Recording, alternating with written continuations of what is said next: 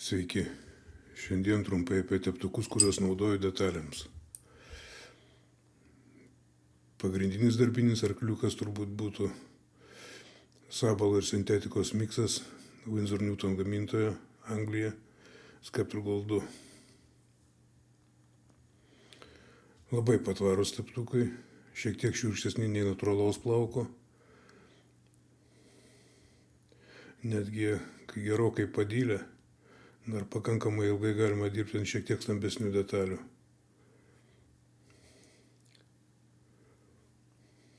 Čia skirtingo dydžio, 4-0, 3-0. Pagrindė, žinoma, naudoju 3-0, labai smulkiam detaliam. Ir kada darbo formatas nedidelis, 4-0. Toliau pagrindė Rosemary & Co kompanijos, taip pat Anglija. Šiek tiek brangesni ir natūralaus plauko teptukai, tai yra Sabalas ir šuo. Čia voverė, juodoji voverė.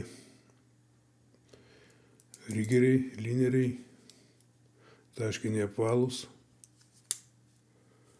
Taip pat smulkus mikro teptukai. Čia irgi vairūs dydžiai nuo 7-0, 2-0. 4-0, 10-0 lineris, rigeris 0, taškinis apvalus 2-0. Gerokai jautresni yra nei Winsor Newton miksas, bet plaunasi visi labai gerai. Problemų su to niekad neturėjau, netgi po mėnesio esu atstatęs kai kuriuos. Pamiršę šaldytuvę.